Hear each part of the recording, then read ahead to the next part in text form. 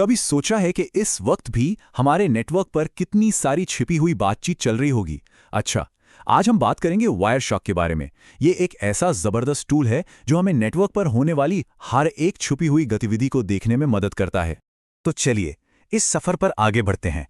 देखिए, सबसे पहले हम नेटवर्क की सीक्रेट लैंग्वेज को समझेंगे। उसके बाद निगरानी के लिए तैयारी करेंगे, फिर डिजिटल सुरागों को ढूंढेंगे, सस्पिशियस सिग्नल्स को पहचानेंगे और आखिर में एक चौकन्ने नेटवर्क जासूस बनने की कला सीखेंगे। तो पहला सेक्शन है नेटवर्क की सीक्रेट लैंग्वेज। अब सवाल ये उठता है कि नेटवर्क ट्रैफिक को समझना आखिर इतना जरूरी क्यों है? देखिए, बात सीधी सी है। हर नेटवर्क में लगातार बातचीत होती रहती है और इन्हीं बातचीत के बीच कुछ अनचाहे मेहमान भी छिपे हो सकते हैं। आज हम उन्हीं को पहचानना सीखने वाले हैं। और यहीं पर एंट्री होती है वायरशार्क की। इसे एक डिजिटल माइक्रोस्कोप की तरह समझिए, जो हमें नेटवर्क पर हो रही हर छोटी से छोटी और बड़ी से बड़ी गतिविधि को दिखाता है। और सबसे अच्छी बात, ये एक मुफ्त, ओपन सोर्स और बहुत ही पावरफुल टूल है जो सारे छिपे हुए नेटवर्क ट्रैफिक को हमारे सामने लाकर रख देता है। चलिए अब आते हैं दूसरे सेक्शन पर, setting up the watch tower, यानी अपनी निगरानी चौकी तैयार करना। देखते हैं कि कैसे सिर्फ सिर्फ तीन आसान स्टेप्स में नेटवर्क की निगरानी शुरू की जा सकती है।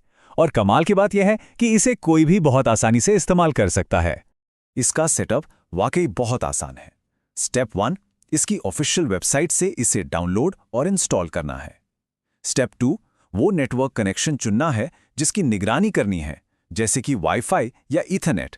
और स्टेप 3, बस स्टार्ट बटन दबाना है और नेटवर्क की दुनिया का लाइव एक्शन शुरू। तीसरा section, hunting for digital clues, मतलब डिजिटल सुरागों का शिकार। अब जब डेटा हमारे सामने बह रहा है तो असली सवाल यह है कि इसमें से काम की जानकारी कैसे निकालें। देखिए, हम हर चीज पर ध्यान नहीं देंगे, बल्कि ये सीखेंगे कि सिर्फ जरूरी सिग्नल्स को कैसे पकड़ना है। वायरशार्क में फिल्टर दो तरह के होते हैं, कैप्चर और डिस्प्ले। इसे ऐसे समझिए, कैप्चर फिल्टर मतलब शिकार से पहले की तैयारी। ये पहले ही तय कर देता है कि हमें कौन सा डेटा इकट्ठा करना है। और डिस्प्ले फिल्टर है शिकार के दौरान इस्तेमाल होने वाला टूल, जो डेटा कैप्चर होने के बाद गैर जरूरी जानकारी को छिपा देता है। इससे हमारा काम बहुत आसान हो जाता है। खतरों का पता लगाने के लिए हमारे पास कई टेक्निक्स हैं, बिल्कुल एक जासूस के टूलकिट की तरह। जैसे फिल्टर लगाना, प्रोटोकॉल हायरार्की को समझना, डीएनएस ट्रैफिक को एनालाइज करना, ये पता लगाना कि नेटवर्क बाहर किससे बात कर रहा है। हर तकनीक अपने आप में एक नया सुराग है। अब आते हैं चौथे सेक्शन पर, डिकोडिंग सस्पिशियस सिग्नल्स, यानी संदिग्ध संकेतों को समझना। चलिए अब सीखते हैं कि उन डिजिटल फिंगरप्रिंट्स को कैसे पहचानें जो घुसपैठिए पीछे छोड़ जाते हैं। एक बहुत ही कॉमन खतरा है ARP स्पूफिंग। इसमें होता क्या है कि अटैकर एक नकली पता इस्तेमाल करके नेटवर्क की बातचीत को बीच में ही हाईजैक कर लेता है और सारी जानकारी चुरा लेता है। ये एक बेहद आम और खतरनाक अटैक है। तो इसे वायरशार्क में कैसे पहचानें? इसका सुराग है डुप्लीकेट ARP रिप्लाईज। देखिए, हर डिवाइस का एक यूनिक हार्डवेयर एड्रेस होता है, जिसे हम मैक एड्रेस कहते हैं। अगर एक ही IP एड्रेस के लिए, मतलब एक ही नेटवर्क पते के लिए कई अलग अलग मैक एड्रेस से जवाब आ रहे हों, तो ये एक बहुत बड़ा रेड फ्लैग है। इसका सीधा मतलब है कि कोई बीच में दखल दे रहा है। एक और सुराग छिपा होता है DNS ट्रैफिक में। अब ये DNS क्या है? आसान भाषा में ये इंटरनेट की फोन बुक है। अगर कोई नेटवर्क किसी अनजान या संदिग्ध वेबसाइट से जुड़ने की कोशिश कर रहा है, तो ये किसी वायरस या मैलवेयर का संकेत हो सकता है। और इसका सुराग क्या है?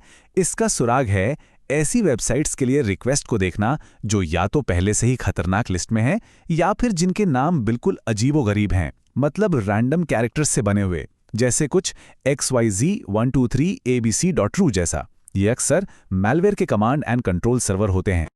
और अब हम आ गए हैं अपने पांचवें और आखिरी सेक्शन पर, द आर्ट ऑफ विजिलेंस, यानी सतर्क रहने की कला। चलिए अब नेटवर्क की लगातार निगरानी के लिए कुछ बेहतरीन तरीकों पर बात करते हैं। एक बात हमेशा याद रखनी चाहिए कि सिक्योरिटी एक मंजिल नहीं, बल्कि एक लगातार चलने वाला सफर है। तो असरदार निगरानी के लिए कुछ अच्छी आदतें क्या हैं? पहली, रेगुलर कैप्चर्स करना। इससे हमें एक बेसलाइन पता चलती है कि सामान्य दिनों में नेटवर्क कैसा दिखता है। दूसरी, वायरशार्क को हमेशा अपडेटेड रखना ताकि वो नए नए प्रोटोकॉल्स को समझ सके। तीसरी, नए खतरों के बारे में लगातार सीखते रहना। और चौथी, सिक्योरिटी टीम्स के साथ मिलकर काम करना ताकि पूरी तस्वीर साफ हो। तो इस पूरी बातचीत का निचोड़ क्या है? यही कि हमारा नेटवर्क हमेशा हमसे बात कर रहा है। वो हमें बताता है कि सब कुछ ठीक है या फिर कहीं कुछ गड़बड़ है। असली सवाल तो ये है, क्या हम सुन रहे हैं? जरा सोचिए, हमारा अपना नेटवर्क हमें कौन से रहस्य बता रहा है?